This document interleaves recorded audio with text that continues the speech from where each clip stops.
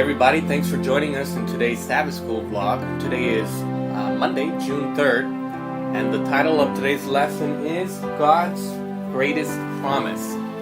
The memory verse is found in Haggai chapter 2 verse 8, which says, "The silver is mine and the gold is mine, declares the Lord Almighty." The lesson is centers around Haggai chapter 1, verses 12 through 14. After God sent the message to the Jews through the prophet Haggai, the people react in a unanimous way. And we'll go ahead and read it in verse 12.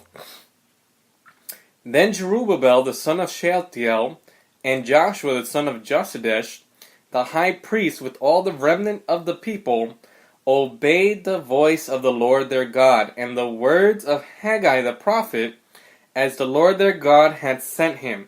And the people did fear before the Lord." Here we see another success from another minor prophet. After preaching his message, all of the people, the religious leaders, the government, they all heeded the words of the prophet and repented from their ways. 3 weeks from this point, they started rebuilding the temple together, and it took them about 5 years to finish. But what was important was the way that there was a revival throughout all the land, and it pretty much said everybody started to chip in. And this is an important point to recognize. What God was asking them to do was a project that not one individual could accomplish by themselves. God was not looking for heroes. God was looking for unity with His people.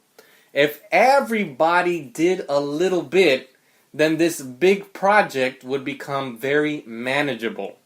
But if only few of the people had repented and the other half just continued doing their own thing, living their own lives, then the mission that God had sent out would have never been able to be finished on time, or as quickly at least as it had been. Now, with the people unified, still they did not have much. They were not rich. They did not have the resources available to do everything that God had asked them to do. But through the prophet Haggai, God gives them a promise, which He also gives to us.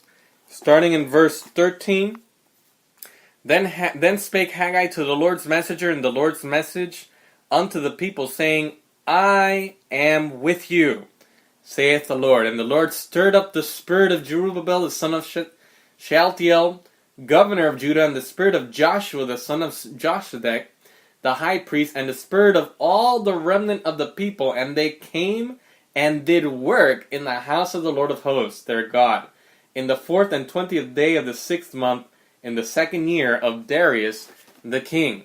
Here we see that God gave the people a promise that was so great that everybody got enthusiastic and went to work. And what was that promise? I am with you. The people heeded pretty much the word of God in not looking at what they didn't have, but look at what you do have. Okay? When God is on our side, who can stop us? What can't we do?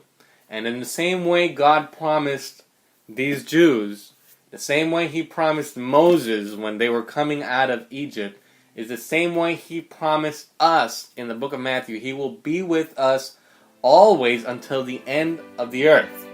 Okay? So what can you do today with God on your side? Life is not easy. There's a lot of things that are going to be thrown at you. But don't look at the obstacles, look at the answer. Draw your eyes upon Jesus. God bless you all. Thanks for being a part of the SS Vlog family. I'll continue praying for you. You pray for me. And I will see you tomorrow.